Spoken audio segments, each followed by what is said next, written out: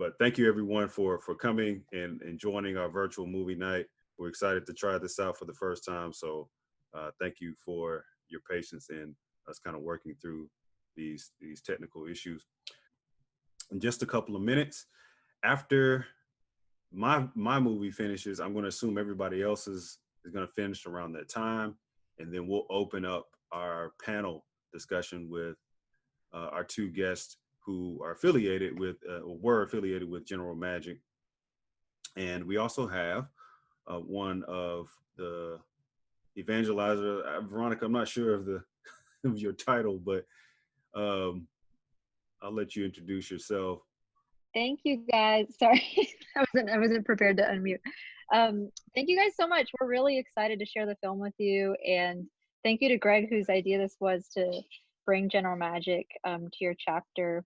I hope you get a lot out of it and come away feeling inspired. And I'm going to be in the chat, so if anyone has specific questions about the filmmaking or the film, I can do my best to try to answer them.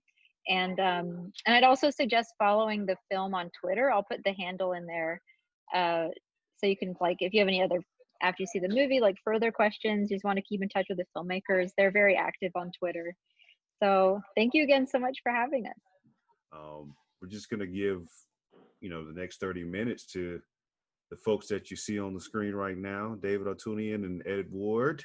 Most of you already know Ed, familiar with him. I would like for each of you to kind of share your background with General Magic and kind of the intersection that came about, and then we'll just open it up to general questions. So Ed, if you would start. And sure. But if you ask a question, I got to see your face. That's the rules. Yeah. Hey, thanks, Aklimus. So yeah, General Magic. So I worked at Motorola. I worked with David Motorola, and my introduction to General Magic was when I was hired as the first engineer on the Motorola engineering team that was going to build the Motorola devices. You saw in the video they talked about the Motorola and Sony to build the devices. They only showed the Sony device. There was a Motorola device that was wireless, and at that time, this was in 1990. 1991 when I was hired there. Actually, it was in 1991 when I was hired there. It was June of '91 actually when I hired there, and then met Dave shortly after when he came on board. I think you came on a little bit late that day. Probably a few months after you. A few months after that, yeah.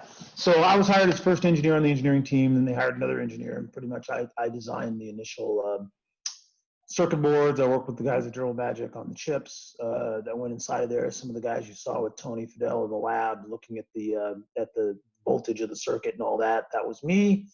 That wasn't me, but I was working with those guys. So that's my background with General Magic. Is that was early in my career, about 5 years out of school, getting to work with those guys for about 40 years. So, and I'm Dave Altounian. I was hired by Motorola to, as part of what was called the New Venture team, and I was assigned on the General Magic project. I was the partner relationship manager and the ISV manager. So all the software vendors that we were working with and that General Magic was working with, I was the interface between Motorola. And you saw the launch of the General Magic launch with Mark. There was a Motorola launch, and I did the launch on stage with Bill Atkinson and the chairman of Motorola at the time. I did the on-stage demos for them. So, it was a pretty interesting experience. Then both Ed and I went to Dell after that in '90. I went a little bit earlier than Ed. I went in '94, and he followed me. And both of us have had long careers in tech. He's still in tech. I'm now in academia. So that's my background. I'll be Professor Altounian to the rest. Yes. I earned it finally at 50 years old. Awesome. Well, thank you both for joining us to share some of the insights that you all have just from working there and kind of being in the throes of this experience. I thought the story was really interesting just to see how much of an influence that they had on what we see and what we know and what is kind of the pervasive concept of the iPhone and just mobile computing in general. So I'm going to let others step in. If they don't have questions, I'll ask other questions. But I see Latanya, how are you? Since you're on video, I'm assuming you have a question. So go ahead and unmute yourself and fire away. Okay. Well, this was great and fantastic, and just kind of echo what other people have already been saying about just the wow factor of, oh my God, from 1989 till now. And I think that if anyone ever wondered, you know, like, can I really fulfill my dreams and my purpose and these things that I keep seeing and these ideas that keep having and dreams that won't go away? I mean, this is just really an inspirational film. So thank you so much for all your hard work and making it happen. And for those of us who still have these dreams that haven't been yet realized, you know, hey, this is a great example of don't quit and don't give up. So it's really more of a comment. I'm really inspired. This has been awesome. One thing I want to say is, because I know Veronica is on here because it's here on the chat, you know, Veronica and the teams, Sarah and that group, can you imagine if they had not brought out all of this footage, the history that would have been lost? I mean, the job they've done and the work that they've put in to really push this has been pretty impressive. So, you know, I think they all deserve, you know, a huge round of gratitude, because I think it's going to inspire a next generation of entrepreneurs by seeing what could be done. No, I think Dave's spot on. I think the key is, you know, you can look back at it now and say, oh yeah, that all made sense. See how it all worked out. Wasn't it cool? When you were in the middle of it, like how Tony talked about, they were building bunk beds because they were sleeping to try to get to the 1.0 ROMs. I remember during that period because I was on the Motorola team. We wanted our version of the 1.0 ROM, and I was in the lab almost 24/7. My wife was in medical school. We just had our first child, and I was working around the clock. She's in medical school, and so it didn't feel that way, is I guess what I'm saying. So when you're going through it and you have those dreams, you know, you don't think, oh yeah, this is all going to work out great. You're just trying to get through. At that point, we're trying to get to launch, get to the 1.0 ROMs, and everything will be good. And you know, the product wasn't successful in the marketplace. It wasn't until years later you look back and you say, wow, I had played a part in that. That was really cool. But it means that you've got to kind of have that dream and just press forward and hope and know that somehow it's going to come together eventually. I mean, the experiences I got there led to me coming to Dell, having experience in mobile, understanding wireless, understanding those things, led to me coming to Dell and being able to, you know, ship the first 15-inch notebook in the industry and other types of things that have happened. So it may not look like the path as you imagine it, but you just got to trust it's going to work out. And yeah, I agree with Veronica and Sarah and the team. Really a huge gratitude of them for unearthing it and telling the story together. We really do owe that, or else that will be lost. Yeah, and I think one of the things that, you know, there were a lot of people that did stuff in that group. So for example, Chris McCaskill, the one that managed in ISP relations, he's the one in the film that talks about Mark just wasn't realistic and he was losing faith. Chris went on and started SmugMug, which was one of the first photo storage and trading companies, extremely successful, and has done other ventures. You know, Ed was, you know, the lead engineer for some of the earliest notebooks that Dell did. You know, I started a company after Dell called Motion Computing, which was one of the first tablet PC companies. It was around for 14 years. Now it's a part of Symbol Technologies. I think everybody that was on that project, I won't say everybody, but many people actually got their roots there. And I heard something last week that like the bell went off, and I want to share it because I think it may help you see this film a little bit differently. So Mike Maples, who is he's at Floodgate Capital. He's one of the top venture capitalists in the world. He said, you know what I've noticed from all these great entrepreneurs that I work with, and he invests in Lyft, SpaceX, all these guys. He said, entrepreneurs talk about getting out of the building and talking to customers. He said, great entrepreneurs also get out of the present and they go to the future and figure out what the future is and work their way back. And if you watch what happened in this film, and for me, it was like, oh yeah, that's how we think.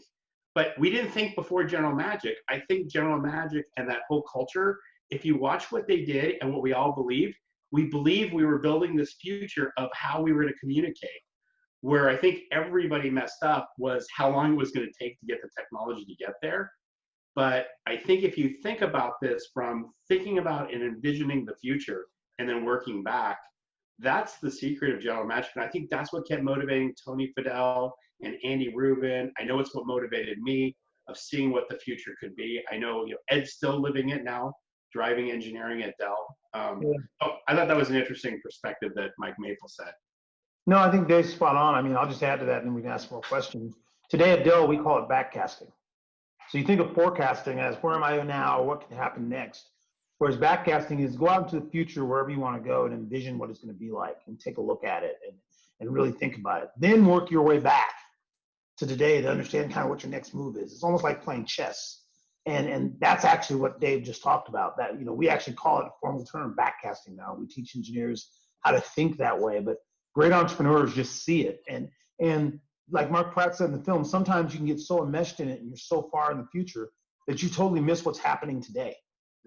Right? I totally missed the web until I came to Dell, because I was so into what I was working on at Motorola that this whole thing, Mosaic and the browsers and all that stuff, had no clue until I came to Dell. In 1995, even though that stuff had been growing up around there. Pierre Omidyar, the tech guy at General Magic, eBay. Wow. Never even knew that. So anyway, that's a key thing, is seeing the future and then being able to bring back to the day and then figure out how to get there. Hey, this is Greg Harrington. First of all, thank y'all so much for joining. Thank you. Veronica, you've been amazing with letting us schedule this session out. Hopefully y'all can hear me clearly. I'm actually in the airport trying to wait for my shuttle for the rental car. Anyway, long story short, Dave and Ed, I know you were in the trenches of a huge startup, and I know, you all went on to do your own different things, but can you give me some ideas of what you were thinking about and how it helped you to formulate your entrepreneurship steps going forward? I'll let Dave answer that. He's really carried the entrepreneur. I call Dave the serial entrepreneur. That's kind of what I call Dave. I mean, at that time, I'll just say it and let Dave answer. But look, I was young in my career, just trying to get the engineering job done at that time. I learned a lot about it through that process, but I wouldn't have called myself entrepreneurial. I was just trying to get it done. I was literally in the trenches. I think Dave has really personified the serial entrepreneurship, thinking about that, starting up stuff. So I'll let Dave answer that one. Yeah, I think I think it's this belief that that there is a different future. So let me take a different way. When we teach in entrepreneurship, and I'm actually an entrepreneurship professor now, there's really 3 ways to identify new ideas.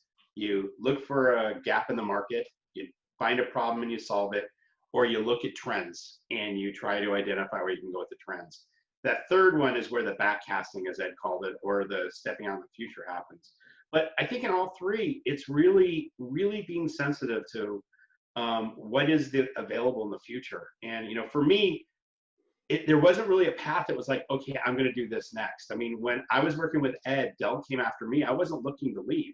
We had just, matter of fact, it was like weird because I had just been on stage launching the product, and they basically made me an offer I couldn't refuse, and I went. And I got in there, and at the time I went there, because Ed joined shortly after me, Dell wasn't a great place. Dell was, really in a tough position.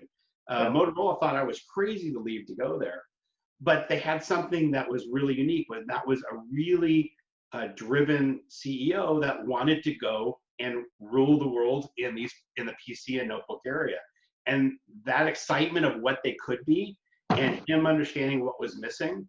And the boss that hired us, was an ex-Apple guy, very motivational. Every one of my steps has been like that. Even starting my first company, my idea wasn't to start a company. My idea was I had left Dell, I had kind of retired and taken time, and had this idea for a product. And I founded a team to create the product, thinking that we would roll it back into Dell. And we showed it to Michael Dell, and Michael said, hey, guys, great job on this, but it's too early in the market. But if you want to do it, we'll help you. Tell us how we can help. And so we started the company. So I would say it's really being motivated by the work.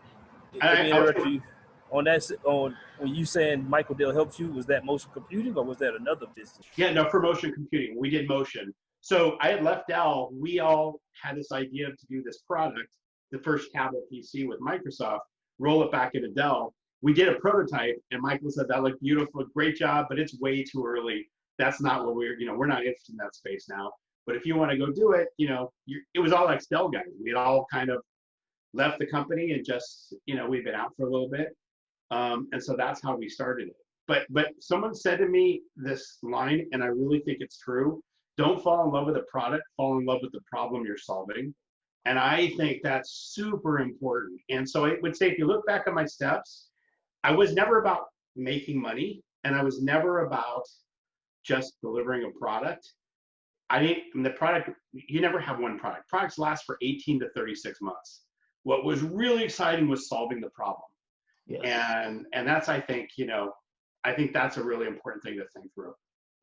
No, I think Dave's spot on. And actually, he hit on something that I kind of related to. So I haven't started companies, but I have been very entrepreneurial in my career path, in my arc. And it wasn't about making money. I ended up making money, but it wasn't about that. I mean, I left a stable job at, NCR, which at that time was a Fortune 500 company back in 1990, to go to a startup company in Chicago that might have folded the next day, because they were, one, my wife was there for medical school, so we needed to go to Chicago. But secondly, I could have went to any big company, but I went to this startup company because I was a chip designer, and they were doing these chips for this new thing called compressed digital audio. That CDs had just kind of come out. They'd only been out a few years. And hey, they had this vision of, we're going to have video and audio and be able to send it over the bit stream, and you'll be able to send movies and things like that. It was the precursor to MPEG. And I saw it, I thought, wow, that's a pretty cool problem. And that looks like pretty cool technology. I want to go do that. So I didn't have an idea about the product as it was solving that problem and using technology to solve it. And that's why I took that job. And the same thing coming to Dell was, hey, here's an opportunity to go, get a company that wants to work on some things. And like Dave said, the VP we both worked, the VP I worked for, because by that time they had changed after Dave left, that VP changed and new VP came in.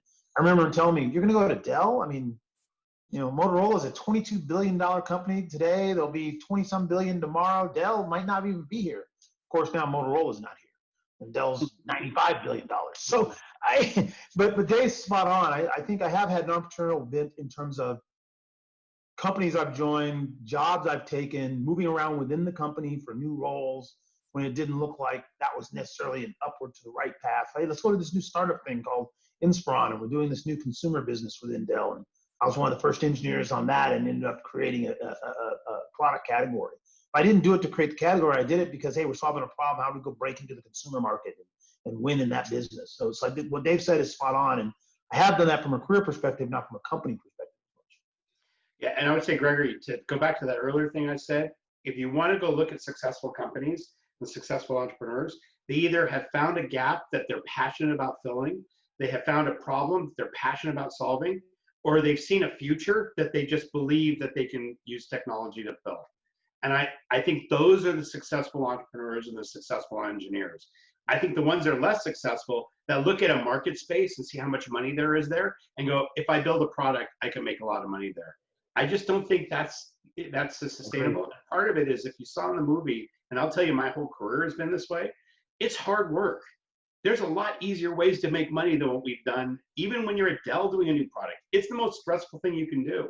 Yes. And so you better really be passionate. Thank you so much. I could pick y'all's brain. I'm gonna let some other people speak, but if they don't have questions, I'm gonna pick some more brain. Pick y'all brain a little bit more. Yeah, I just like to say that I think a couple of things that I've is the comment that I think it was the Sony CEO made, where he said the scale was small, but the thinking is big.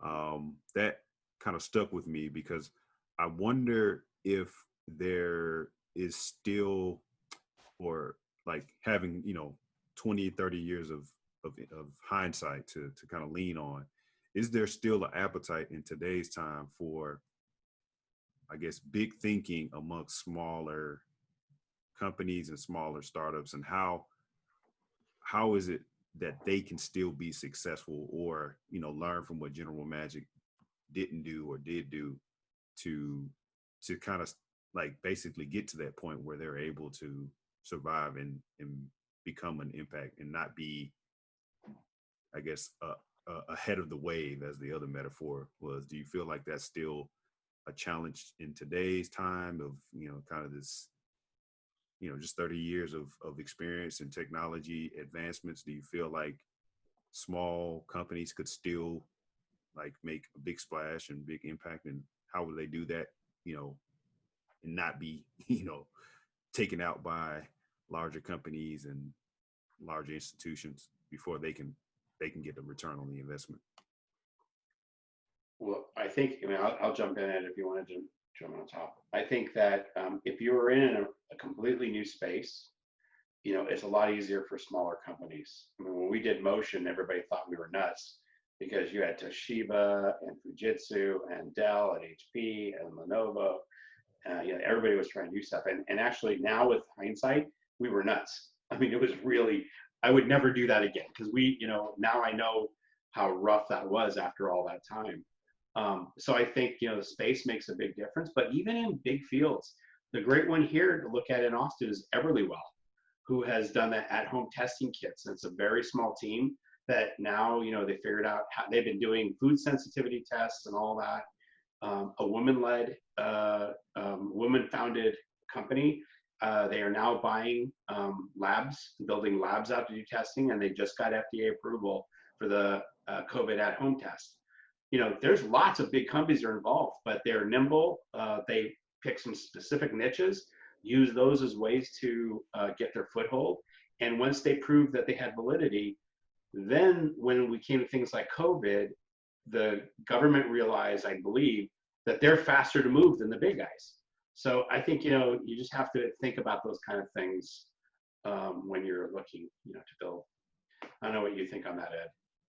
No, I mean, I'd agree. I think Clemus, there's a saying, Adele, guardrail to guardrail. And one of the things, I mean, our founder obviously is a very entrepreneurial guy, started the company, and he's reinvented the company multiple times over the 36 years it's been in existence. And one of the things we try to do is, you know, it's all about the numbers and delivering, but we also got to stay entrepreneurial and try to stay at the tip. So there's always this struggle internally between, hey, just go execute and operate and deliver the money, but then what's the next big thing? We can't miss out on that thing and get behind the curve. And we have went too far to one guardrail and sometimes, and then had to come back over, and then just trying to kind of stay in the middle, right? So there's always that natural yin and yang that happen. There's people inside that are just like, hey, if we just do this, we'll still continue to make money, et cetera. But you got to have those guys out there pushing the envelope on the next things, and you have to have the right balance of that, even as a big company, if you're really going to be around for the long term. Yeah, and actually, to Ed's point, you know, one of the reasons I ended up leaving, I left Christmas 2000 from Dell. I've been running Dell Labs as my last job there. And the reason why I ended up leaving, and I didn't leave to anything, I just left to be done. I was done working, was because we had a CEO at the time, it wasn't Michael, who had done the math and figured out that they could make more money by cost reducing our platforms by $5 or $10 a unit than putting money into new innovation. And to me, that just wasn't what I wanted to be doing with my life, is working with suppliers to do that, because we were on one side of the guardrail. I think, you know, what Ed's talking about is a really, you know, good example. You can actually number yourself out of innovation if you're not careful. Yep. Latonya had a question? So I don't know if you guys can see my little sign here. It says Dream. dream. Yep.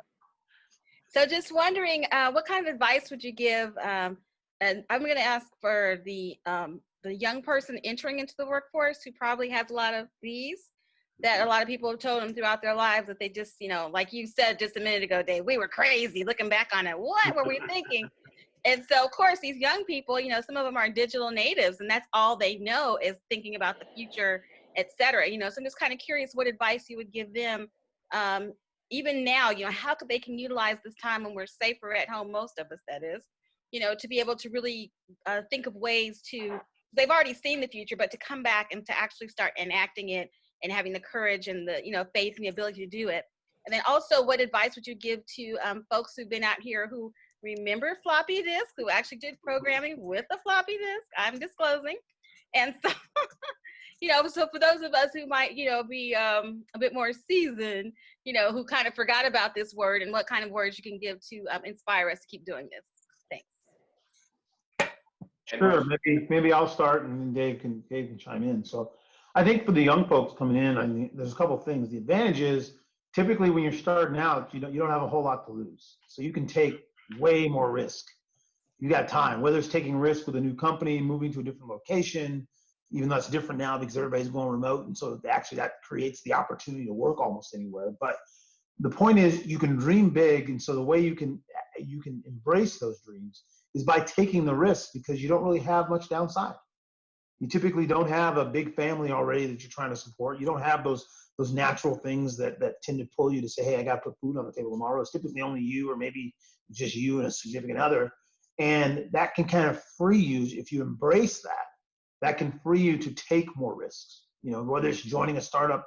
But when you do those things, do it because you're following a passion, either a passion that you have or something you're really passionate about learning about. I had no idea that when I went to that startup in Chicago, that was going to give me the reason I came to Motorola is because I'd done mobile and I'd done, MPEG and compressed audio and video, and that's what they needed in that device they were looking for.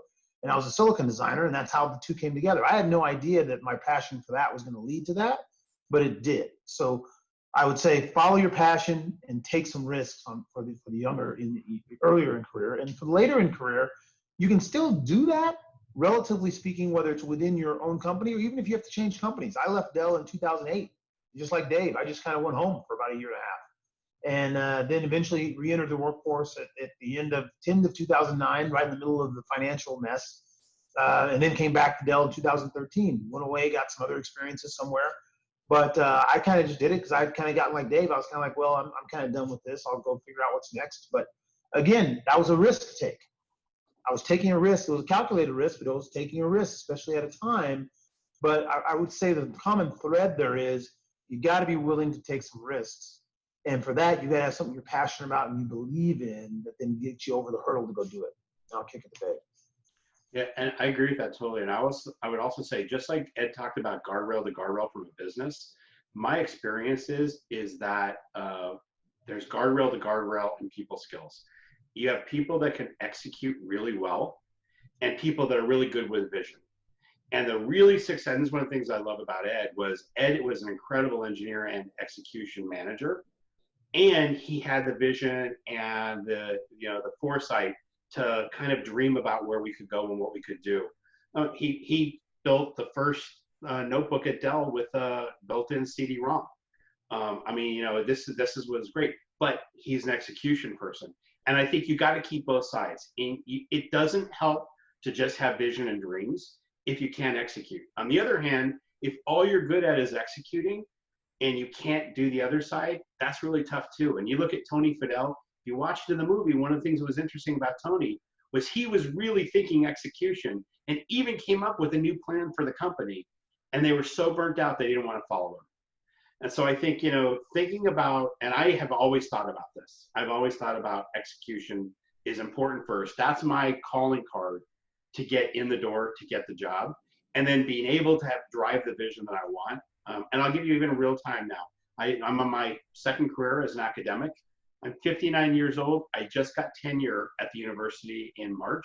Everybody in my university thinks I'm nuts.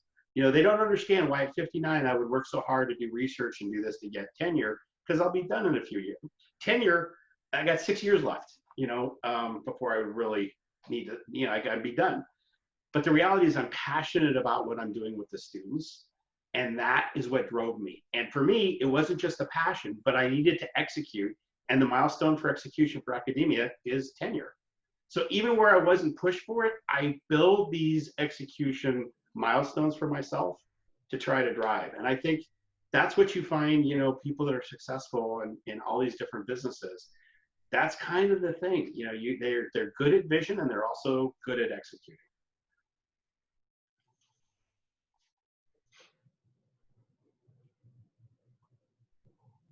Any questions from the unheard or the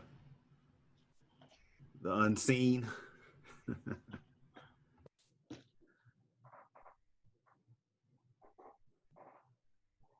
One question I had for you, David: how often do you refer to general magic within your lessons in your coursework? Is that like the case study that You know, that's the gold standard of success no, without finances, or is it on the other end of the spectrum? no. So it's funny that you asked this, Eklund, is that I used Dell for all my courses until they came out with a movie.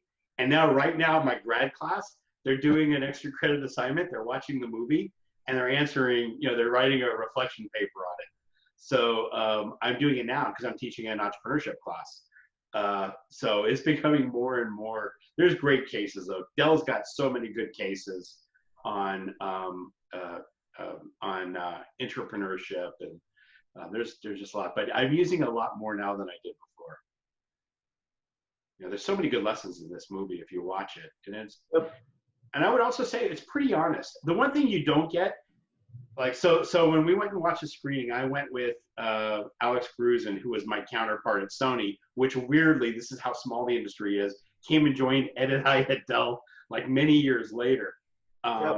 And he and I went to the preview together of the movie at Tribeca. And for me, it was because I had left before it got really bad to go to Dell, and he had been the head of the Sony project all the way through, all the way down to the dive. And I stood up, I said, wow, that was really awesome. And he said, I need a drink. So I think it was pretty honest and well done. I mean, I think the experiences that they laid out and what it was like, there were times it was crazy town, times that it was highly motivational. What do you think, Ed? No, I would agree. Like I said, the building the bunk beds, I remember when those got built. I remember we were doing crazy. I would do crazy things like, I couldn't be gone more than 24 hours because my wife was in medical school and had rotations. So, I'd get on a plane leaving Chicago at 4 a.m. in the morning, land in the Bay Area around 8 a.m. Bay Area time, 9 a.m., stay there all day, take the red eye back at 1 in the morning, Bay Area time, land in Chicago at like 6 in the morning, grab the kids on the highway on the way in while my wife's going in for her thing. And so just crazy stuff you did to try to work around the clock to get stuff done because you're in that mode of we got to ship something. We were in that mode too.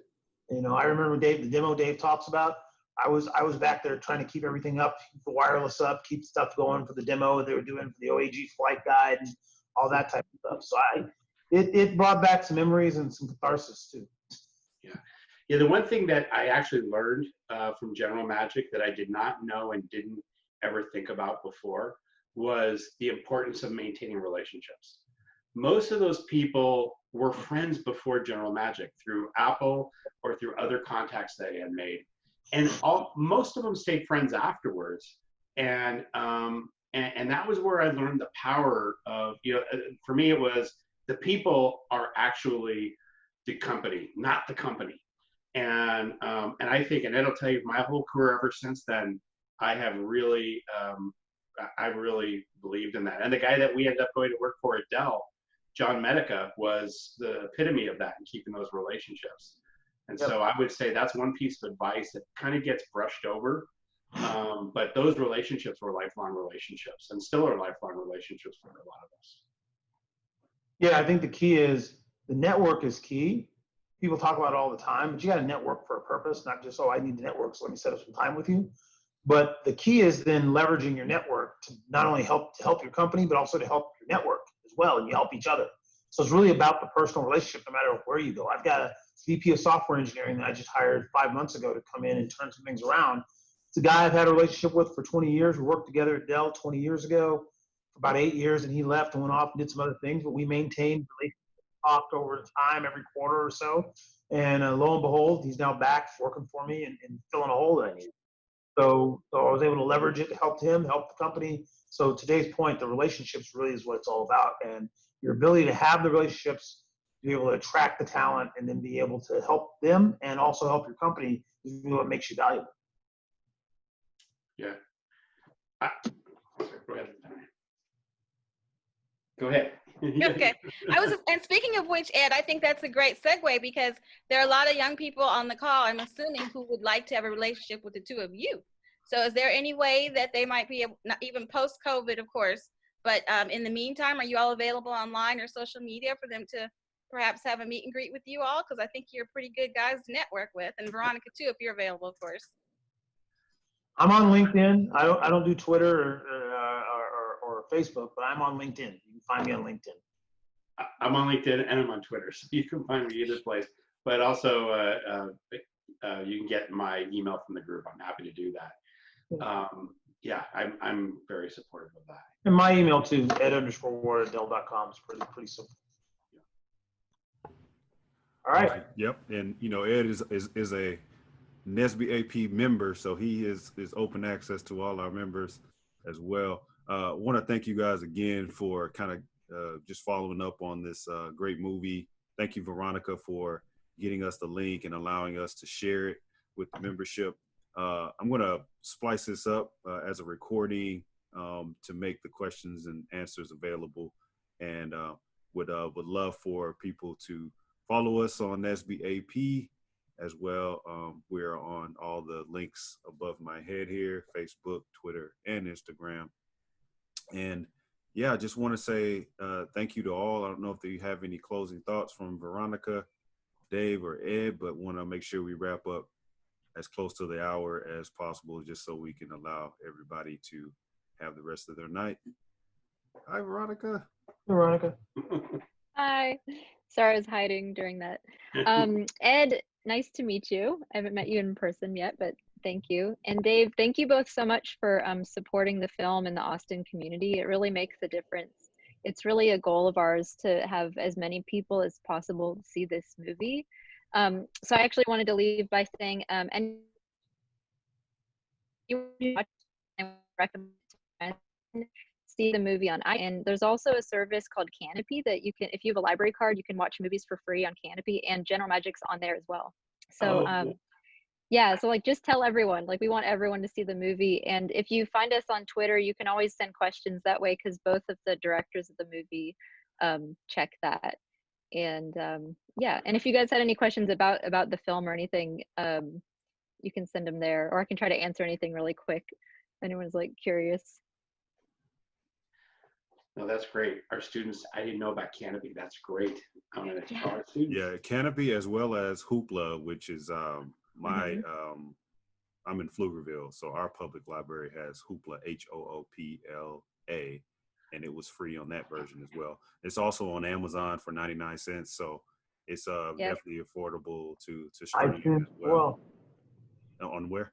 iTunes as well. On iTunes as And well. on iTunes, if you, yeah, it's on sale for, if you rent iTunes, it's really cheap right now. It's like $5 to buy it, and you actually get access to all of these unseen interviews, like interviews with other magicians who were not in the film. So that's really great to see. That's awesome. Yep. Yeah, I would say just my closing thoughts are, take the positives out of the movie. I think you realize that failure is, it is not really failure. Failure is a learning lesson. You only fail if you quit, I think, is the one thing I would say. And the other one that I said at the end, I think, is one of the most important things. Relationships are critical, and you never know who or where you'll work with somebody again, or where you could work and support each other. So I would say that's the other thing that was really important. Yeah, I'd echo again, just follow your passion. Find a passion, something you're passionate about, follow it, and trust it'll all come together. In the end, again, today's point, chasing money, chasing those other things, chase passion, relationships. And if you do that consistently and you're authentic, it'll come together. Whether it comes together in a lot of money or not, who knows?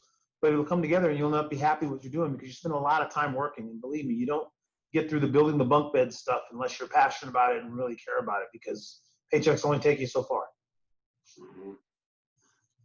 Great insight. Love the nuggets. Thank you all again for joining us. Thank you for everybody that is on the call as well, for hanging in through the technical difficulties, which are always inevitable when we try something for the first time. But I think we did pretty good this time around, enough to be able to say it was a success, and we'll probably do it again in the future. So everybody stay safe, and we will see you in the virtual world soon. All right. Thank you Take very care. much. See you, Dave. Take care. Good to Bye, see you. guys. Bye-bye. Bye, Veronica.